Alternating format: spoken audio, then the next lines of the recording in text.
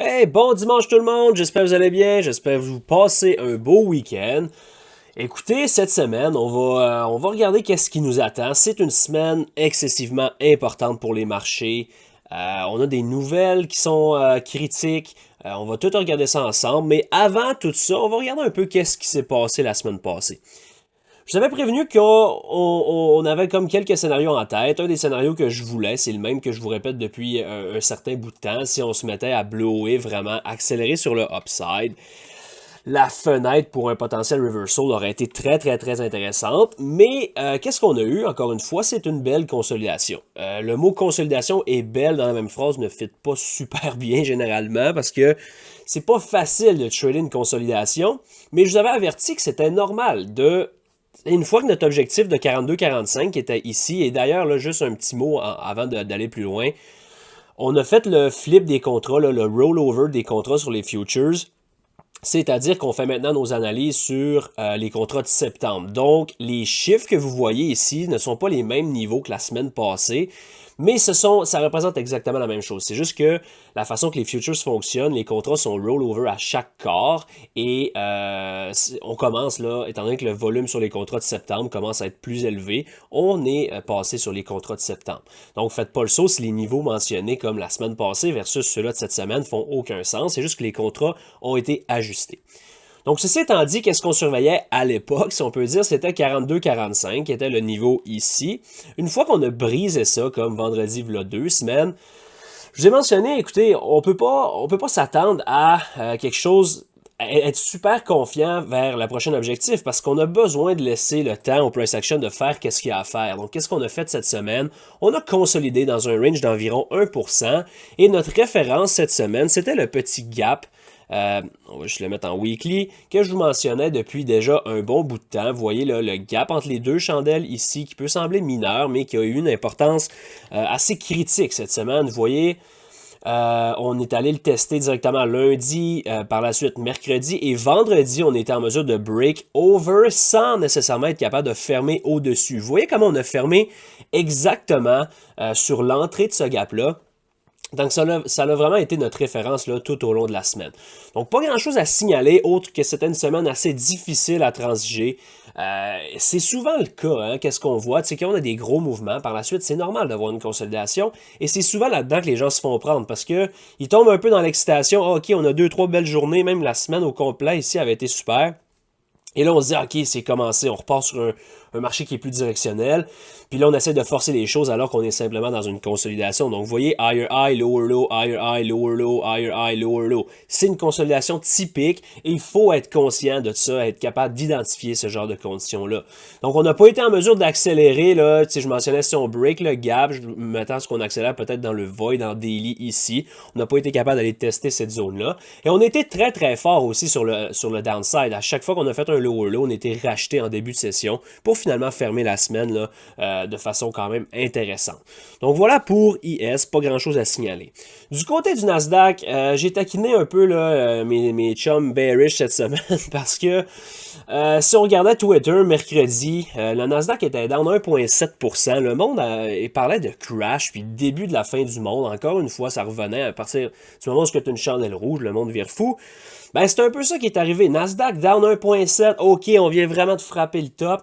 Mais le SP500 était pratiquement flat sur la journée. Le Dow était green et le Russell était up 2%. Donc, sérieusement, là, vous pouvez prendre une grande respiration. Je sais que c'est excitant. On a tous hâte que peut-être qu'on a un événement potentiellement volatile qui s'en vient. Mais je veux dire, il n'y avait rien à s'exciter là-dedans. Du côté du Nasdaq, on n'a même pas été en mesure de faire de lower low. On a holdé le void qu'on a créé là, depuis le 26 mai.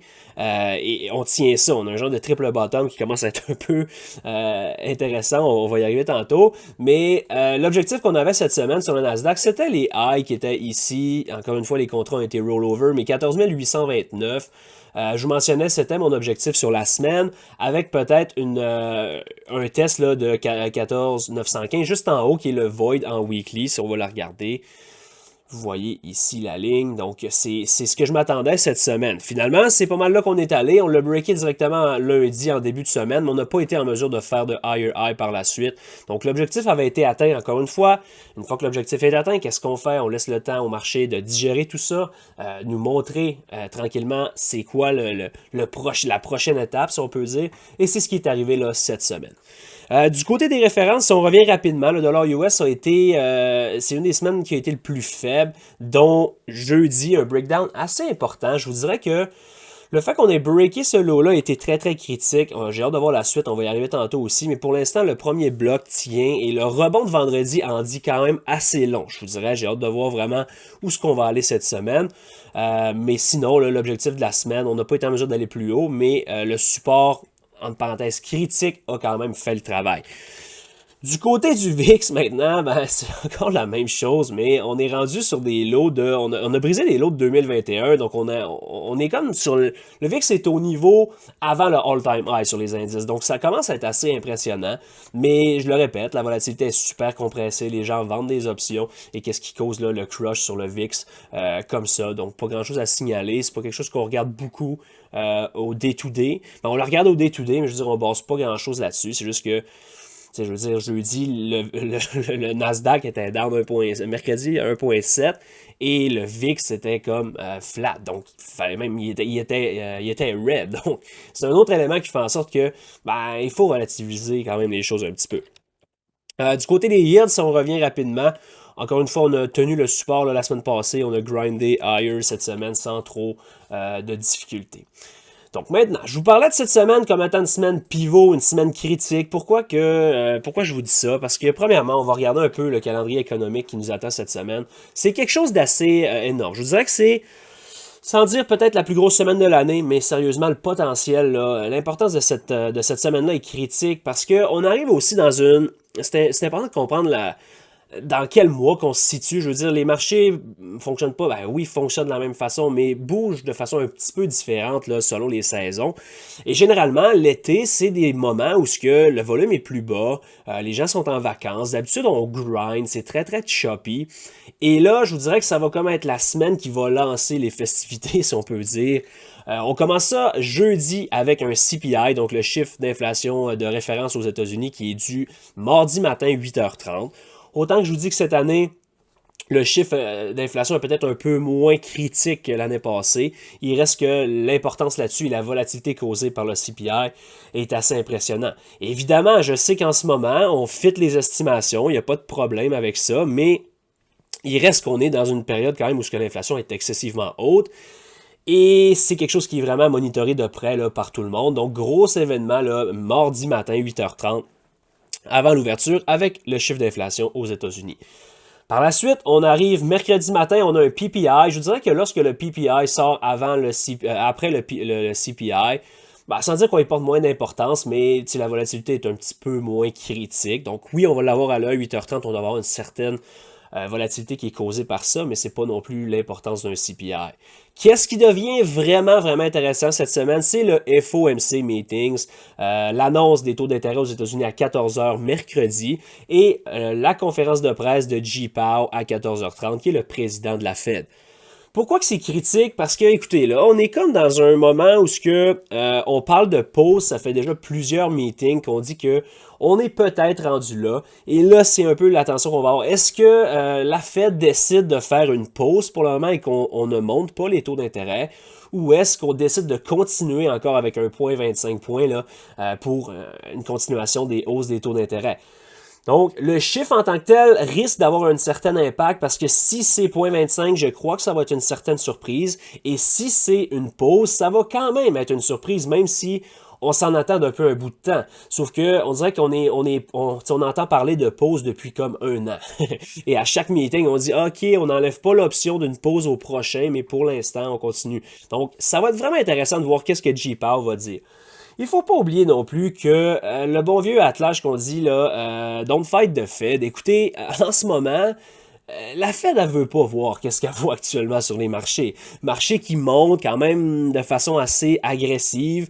On entend parler de nouveaux bull market à la télévision. Parce que techniquement, on est up 20% là, des lows d'octobre. Donc, c'est la définition, entre guillemets, d'un bull market. Donc, tout ce genre de choses-là, c'est pas le genre de choses que la Fed elle veut voir. La Fed veut pas que la machine à richesse, qui est le stock market, continue à pousser comme ça dans un environnement où ce qu'on essaie de tighter les conditions, où ce que le marché du travail continue à être relativement très très fort. Donc, c'est pas nécessairement qu'est-ce qu'elle veut. Je m'attends de voir un J-Pow là, qui va avoir une conférence assez critique. J'ai vraiment hâte de voir comment que ça va se dérouler. Et j'ai surtout hâte de voir la réaction. Je le répète souvent, qu'est-ce qu'on a actuellement sur les indices pour voir un breakdown ou même quelque chose qui décolle plus agressivement sur le upside. Personnellement, mon opinion, c'est qu'on va avoir besoin d'un événement. Je considère pas un speech de J-Power comme un événement qui peut être vraiment critique, mais oui, ça a le potentiel de déclencher un flip de sentiment ou quelque chose du genre. Alors que tout le monde pense aussi qu'une pause ou un arrêt des hausses des taux d'intérêt est techniquement bon pour les marchés.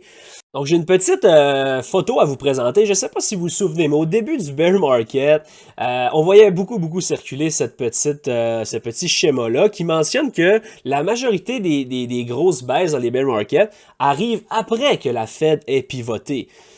C'est pour une raison aussi laquelle je suis pas un grand fan de ce genre de truc-là ou de genre de montrer des graphiques de 2000 ou 2008 superposés avec aujourd'hui. Parce que je veux dire, les gens vont avoir raison quand que ça va arriver, puis sinon 98% du temps, t'en entendras plus parler. Ça, on le voit plus, mais je trouve quand même que c'est pertinent de le présenter. Je vous dis pas que c'est ce qui s'en vient, je vais juste vous mentionner que c'est quand même la possibilité que c'est un événement, un genre de sell de news.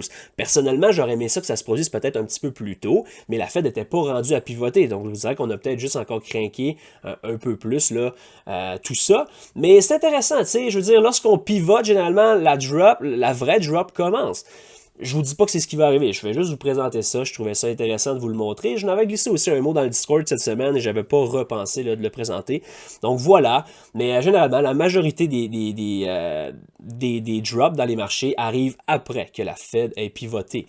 Et là, vous allez me dire, ouais, mais Matt, un pivot, ça veut dire qu'on coupe les rates. Je suis d'accord, mais une pause est aussi un genre de pivot, si on peut dire, là. Et ça veut pas dire non plus que les États-Unis vont pas décider de faire comme le Canada, qui était une surprise cette semaine, avec une pause, le dernier meeting. Là, cette semaine, reviennent avec un point 25 points. Donc, je vous le dirais là, que mercredi est une journée là, très critique sur les marchés et je vous dirais qu'à partir de là, on va probablement commencer à se positionner un petit peu plus. De lundi à mercredi, honnêtement, personnellement, là, soyez très prudents. Je sais qu'on aime ça trader, mais ce genre d'événements-là, CPI, FOMC, Non-Farm Payroll, c'est des événements qui ont des impacts non seulement sur la journée de la nouvelle, mais qui peuvent avoir des impacts sur les journées précédentes. Et là, on a deux de ces nouvelles-là critiques. Donc, soyez très prudents et on va attendre avec impatience la journée de mercredi. Par la suite, jeudi, on a quand même d'autres choses qui est intéressantes. Core Retail Sale avant l'ouverture. Par la suite, on a... je pense que c'est vendredi, donc pour jeudi, c'est pas mal complet. Vendredi, on a des Fed speakers qui vont prendre la parole et on a aussi le Consumer Sentiment à 10h qui est quand même quelque chose d'intéressant où ça peut nous aider à se positionner généralement, suivant, là, dépendamment de la volatilité qui est présentée là-dessus. Donc, semaine vraiment très importante qui risque, à mon avis, de dicter l'allure des prochaines semaines et des prochains mois. Du côté des earnings, c'est pas grand-chose. Le Oracle qu'on regarde à l'occasion. Sinon, Adobe. Sur un monster move Adobe d'ailleurs, donc surveillez ça. Possible, souvent quand on voit des gros mouvements avant des earnings, à l'occasion, on peut voir un certain renversement. Donc, personnellement, là, la saison de earnings m'importe plus vraiment parce qu'on n'a pas grand-chose qui impacte le marché en général.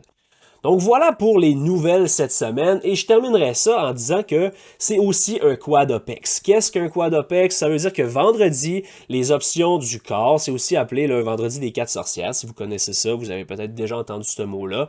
C'est-à-dire que toutes les options sur les futures, sur les contrats, etc., tous les produits là, à contrat viennent à expiration. Donc, c'est une journée où ce que les gros fonds, les market makers, le marché, etc., doit se repositionner, doit rouler des positions. Et c'est un peu la fenêtre que je vous mentionne à l'occasion. Lorsqu'on a une semaine avant OPEX ou la semaine durant l'OPEX jusqu'au mercredi, les marchés sont très, très, très soutenus. À partir du mercredi, la fenêtre de non-force, que j'aime appeler aussi la fenêtre de faiblesse potentielle, commence à s'ouvrir. Je rajouterais à ça aussi que cette semaine, on a un long week-end. Donc oui, on a une semaine de 5 jours, mais lundi prochain, le 19, les marchés sont fermés. Et c'est un autre élément, après un OPEX comme ça, qui pourrait, je dis bien pourrait, ouvrir la fenêtre pour un potentiel événement de faiblesse un peu plus important qu'on voit là depuis. On a juste vu des retracements sains, je le répète, tout le monde s'excite à la minute qu'on a 2 chandelles rouges, mais je le répète encore une fois, tout ce qu'on a à date, c'est des simples retracements qui sont sains depuis plusieurs mois. À partir de là, est-ce que les Bears vont être capables de profiter de cette fenêtre-là pour vraiment là, donner un coup dur sur les marchés? J'ai vraiment hâte de voir la semaine qui nous attend. Si on regarde maintenant du côté technique, parce qu'au final, c'est ce qui nous intéresse, c'est, oui, je vous parle des nouvelles, il faut framer notre plan avec les nouvelles, mais je le répète, peu importe l'annonce, peu importe le chiffre, je ne vais pas essayer de dire, OK, ça c'est bullish, on est long, c'est pas comme ça qu'on va travailler, on va surveiller la réaction et on va se positionner en conséquence. Je vous dirais que en ce moment, les mauvaises nouvelles font absolument rien au marché. Donc, j'aurais tendance à même dire que si on a une bonne nouvelle, ça pourrait être un genre de sell de news qui arrive et déclencher un certain retracement, un certain sell-off. Du côté du SP500, ben écoutez, c'est assez simple. Je le répète encore une fois, mais le début de la semaine, vous n'allez pas me voir vraiment. Oui, je vais transiger s'il y a quelque chose d'intéressant. Très, très small size, en mode scalping. Je m'attends pas de voir une grosse direction avant CPI et ou FOMC. Donc, soyez conscients de ça. Qu'est-ce qu'on va surveiller, évidemment, là, si on regarde encore la chart en monthly, le bloc que je vous avais parlé la semaine dernière, que je trouve très intéressant, vous voyez la chandelle ici du mois de mars 2022, c'est quelque chose qu'on va surveiller si on peut accélérer jusque-là. Lorsqu'on a des wicks comme ça, généralement, on peut même regarder pour voir la réaction dans la wick. Pour le moment, qu'est-ce qu'on a eu? C'est, regardez, là, ici, j'ai tracé 50% de cette wick-là. Vous voyez comment on respecte ça pour l'instant? Donc, c'est un niveau qui va avoir mon intérêt. Par la suite, l'entrée de ce bloc-là, ici, 48,88. Si maintenant, on va voir ça en daily, qu'est-ce qu'on a? Ben, évidemment, le petit gap en weekly va demeurer quand même une référence. Est-ce qu'on est capable de flipper ça et de le tenir? Je vous dirais que si la réponse est oui, on pourrait avoir un peu plus de upside. Ce high-là ici, le void en daily, qui est ici, et en weekly, vont être vraiment une zone, là, je vous dirais, assez critique. Je vous parlais de la fenêtre depuis quand même plusieurs semaines, là, comme de 42-45, évidemment avec les anciens niveaux, comme où ce qu'on pourrait voir un certain reversal se former. On est encore dedans. La raison pour laquelle je me suis pas encore excité, c'est qu'on n'a pas eu de raison de s'exciter. On n'a pas eu qu'est-ce que je voulais voir. On n'a pas eu de blow-off top de plusieurs journées consécutives. À chaque fois qu'on a un gros break, on a une consolidation. On ne veut pas shorter une consolidation. Une consolidation, c'est seulement sain. Donc, c'est un peu ce que je vais surveiller cette semaine. Je vous dirais que si on break over 43,86, ça risque d'accélérer, à mon avis, jusqu'au high, là, ici, d'AOU 2022, autour de 44,56. Et là, la gros test là, sur le bloc en monthly, autour de 4500. Donc, c'est ce que je vais surveiller du côté de IS sur le upside. Maintenant, sur le downside, je vous dirais que, sans dire que je suis un peu surpris, mais tant qu'à avoir eu une semaine de consolidation, j'aurais presque préféré qu'on file le void ici, qu'on vienne rebalancer ce range-là. Pourquoi? Parce que vous voyez, là, on avait créé un void ici. On est revenu à l'intérieur, mais on n'est même pas venu à mi-chemin. Donc, pour l'instant, là, on a une imbalance quand même assez importante ici qui agit comme support. Donc, je ne l'ai pas tracé, mais cette zone-là, ici, disons qu'on le met comme ça, va être notre référence, si on peut dire. Si jamais on tient là-dedans, on peut demeurer très, très bullish. Je crois que c'est très, très sain si on tient ça. À l'inverse, si on flippe ça et qu'on perd cette zone-là, et ici, il y a potentiellement un bloc, même chose ici, et il faut comprendre que d'où ce qu'on arrive versus où ce qu'on s'en va. Si ça, c'est notre liquidation et qu'on amorce un reversal, je ne m'attends pas à ce que les blocs hold, je m'attends à ce que les blocs accélèrent down. Dans le cas d'avoir du gros downside, là, écoutez, je serais honnêtement un petit peu sur... Ben, écoutez, c'est pas énorme. Là. On est dans une volatilité qui est quand même compressée. Donc, c'est juste environ 4%. Mais je vous parle encore de ces lots-là, ici, autour de 41,56, anciennement 41,12. c'est un target qui devient très, très, très réaliste. Peut-être pas cette semaine, je le répète, mais si jamais on a à avoir du downside et qu'on flippe ce void-là ici en daily, notre objectif devient cette zone-là pour du downside. Par la suite, ça va probablement confirmer vraiment le renversement. Et là, on a un void ici, on a des lows ici, donc on a vraiment, vraiment des très, très beaux targets sur le downside. Mais avant de penser à ça, il faut surveiller la réaction dans notre void qui est ici. Et tant qu'on tient ça, j'ai aucune inquiétude pour le upside. Si on le flippe, ok, on peut regarder un petit peu plus du côté short. Si on perd, exemple, ce lot-là, ça confirmerait probablement l'attaque de cette zone-ci. Donc voilà pour le SP500. C'est un peu l'approche que je vais avoir cette semaine. Je ne m'attends pas à grand-chose d'ici à mercredi. Peut-être continuer à ranger là-dedans. Et après ça, j'aimerais qu'on accélère soit sur le upside, soit sur le downside. Rappelez-vous que plus souvent qu'autrement, c'est souvent des nouvelles où ce qu'on a un fake move. Donc disons que le meilleur des mondes, c'est qu'on va un petit peu plus haut avant d'aller plus bas. Ça serait qu'est-ce que j'aimerais personnellement. Donc voilà pour le SP500. Du côté du Nasdaq, je vous dirais qu'il est encore plus intéressant.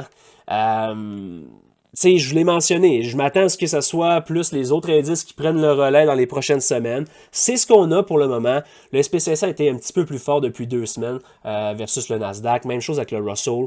On s'attendait à ce break-là depuis déjà un bout de temps. Il est arrivé. Même chose avec le Dow. Donc le Nasdaq, sans dire qu'il est plus faible, mais je vous dirais qu'il s'est calmé un petit peu. C'est normal, il était tellement, tellement fort. Maintenant, qu'est-ce qu'on surveille? C'est un peu la même chose. Si je vous montre la monthly chart, vous voyez le bloc ici, pour l'instant, on va faire une réaction à 2 reprises. Réaction intéressante. Je vous dirais que c'est la dernière chance pour, si on est bearish, de jouer là-dedans. C'est sûr que les highs ici, éventuellement, pourraient aussi être un objectif, mais pour l'instant, là, c'est un petit peu loin pour cette semaine. Donc, on va surveiller l'entrée qui est le prix actuel, le mi-chemin de ce bloc-là. Si maintenant on s'en va voir ça en weekly, c'est un peu la même chose. Le bloc qui est ici, on a des voids aussi à rebalancer. Donc, si on va en daily, on pourrait possiblement encore voir là, une certaine accélération sur le upside. Une des raisons pour lesquelles je m'attends de voir ça, vous voyez les highs, on n'a pas été en mesure de briser ce high-là vendredi. Donc, qu'est-ce qu'on a ici? On a un beau double top qui réside là, donc beaucoup de liquidité qui réside ici, juste en dessous d'un rebalancement en weekly. Donc, on pourrait voir un certain break avant de voir un retracement. Ça serait mon scénario idéal. Pourquoi? Ben, regardez les lows ici. Jeudi, on était une approche excessivement bearish sur le Nasdaq, mais je savais que IS était relativement fort, donc on s'est pas trop... On s'est pas fait prendre, on était conscient de ce qu'on faisait, mais je trouvais que le setup était trop joli pour le laisser passer. Mais finalement, il les a laissés intacts. Donc ici, qu'est-ce qu'on a? On a un triple bottom à l'intérieur d'un void. Donc, si on a à avoir une rejection, mon objectif ne va pas tomber ce lot-là ou mi-chemin de cette chandelle-là. Mon objectif devient le triple bottom ici et big time. J'ai l'impression que ça pourrait être très, très, très rapide. Donc, c'est ce genre de trade-là que je vais regarder pour prendre cette semaine. Si jamais j'ai des indices ou si jamais j'ai un setup qui se forme sur un reversal en ayant en tête là, les lots ici. Par la suite, ça devient un peu la même approche que sur le SP500. Écoutez, qu'est-ce qu'on fait dans cette zone-là? Est-ce qu'on accélère sur le downside et qu'on la flippe comme résistance ou est-ce qu'on fake down et qu'on bounce? Encore une fois, d'où ce qu'on arrive versus où ce qu'on s'en va être très important. Si on va up, j'ai l'impression qu'on va flipper ça. Si on va down, j'ai l'impression qu'on pourrait revenir assez rapidement.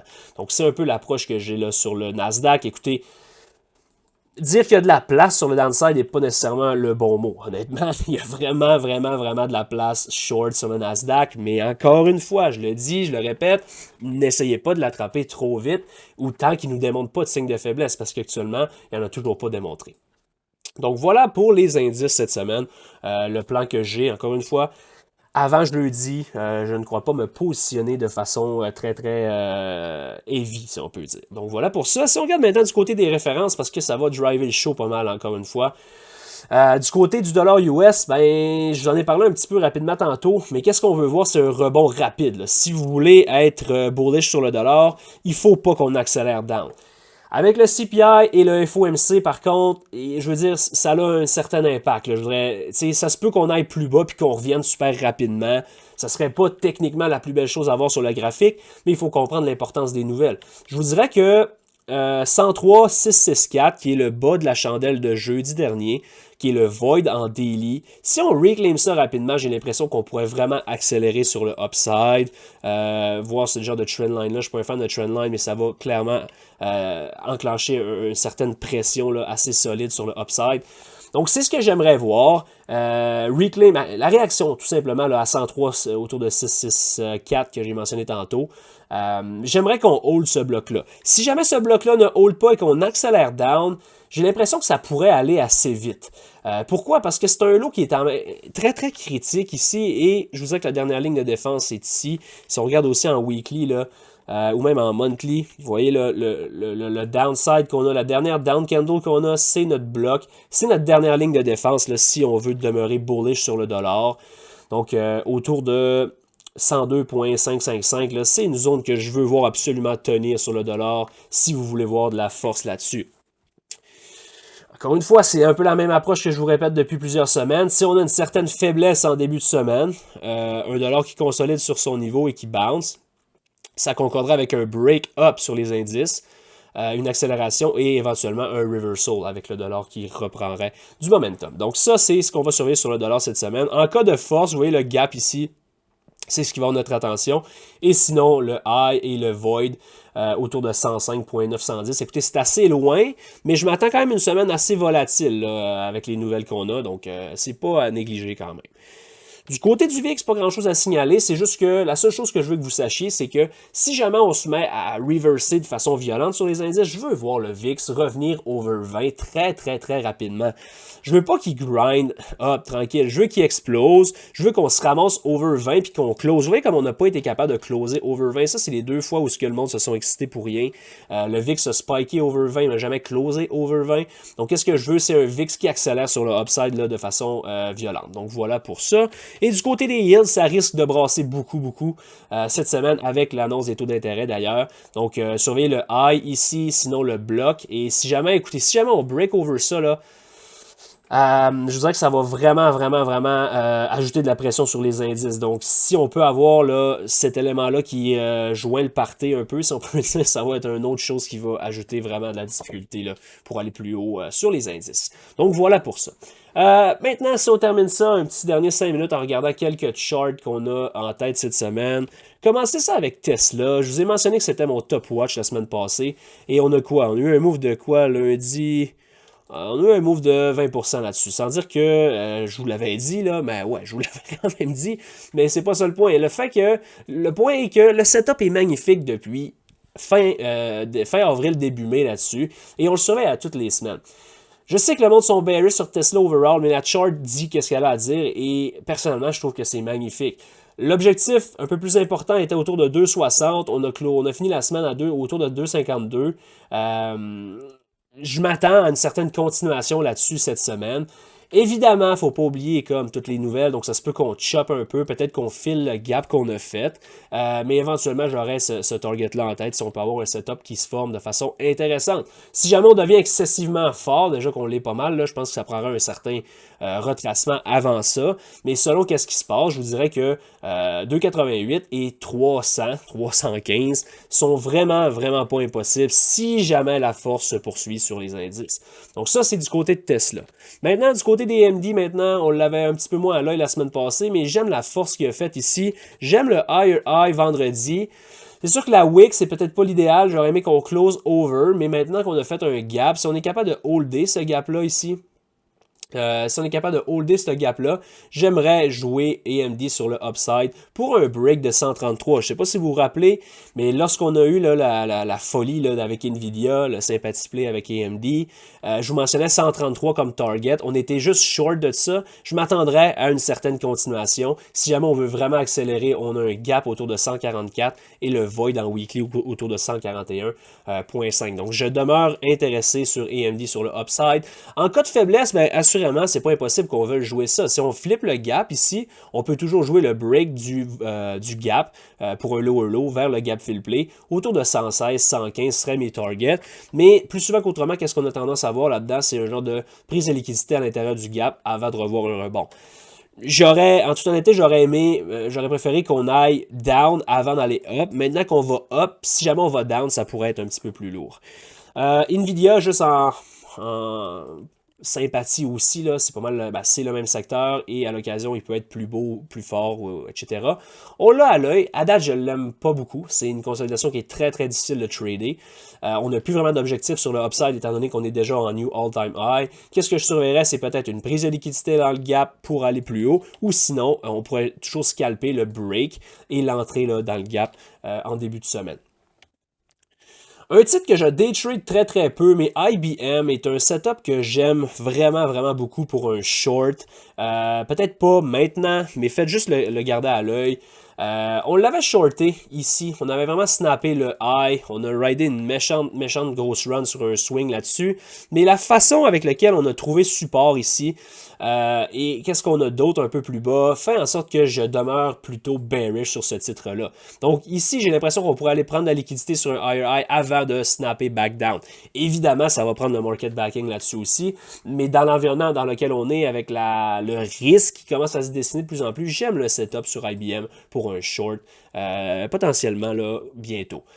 Du côté de Microsoft, on en a bien profité vendredi avec une force relative, là, quand même en début de session intéressante. Maintenant, est-ce qu'on est capable d'accélérer sur le upside et aller tester, premièrement, 3,40, qui est un high important, et sinon, le all-time high à 3,49, autour de 3,50. À l'inverse, on a quand même fait un lower low. Le rally ici, pour l'instant, semble plutôt bearish, plutôt faible. Donc, si jamais on reject, on pourrait clairement aller jouer le gap fill play et peut-être même aller attaquer là, autour de 300 en cas de faiblesse un peu plus importante. Donc, Microsoft, cette semaine, quelque chose assurément là, à surveiller. Caterpillar, je vous avais mentionné la semaine dernière, magnifique move sur le drop ici. Ben, en fait, on a eu notre break, pullback lundi, boom, accélération, target touché. Maintenant, on va continuer à le monitorer pour une possible continuation vers peut-être 2,50. Sinon, éventuellement un retracement si les indices là, démontrent de la faiblesse. Du côté de GPM maintenant, il teste vraiment ma patience, en toute honnêteté. Là, je me suis positionné cette semaine, ça a quand même bien fonctionné, pas été aussi explosif que j'aurais aimé. Je demeure bullish sur GPM tant que 144 n'est pas take-out. Donc ça demeure quelque chose à surveiller cette semaine là, du côté de GPM. Maintenant, du côté de Google, c'est très similaire à Microsoft comme setup, mais je vous dirais que j'ai un petit penchant un petit peu plus bearish. Vous voyez là la prise de liquidité potentielle qui a été faite ici sur un higher high, rebalancement en daily, snap down ici. On break les lows, rally intéressant. Donc, je vous dirais que tant qu'on est under, tant qu'on demeure under 125, 125.5, j'aime le potentiel short sur Google là-dessus pour aller peut-être tester le gap. Évidemment, encore une fois, il va falloir de la faiblesse sur les indices. Google ne va pas driver le show toute seule. Ça va prendre du market backing là-dessus. À l'inverse, si jamais ça c'est juste un fake out et qu'on accélère over 125, j'aime le potentiel pour 130, 132 là-dessus.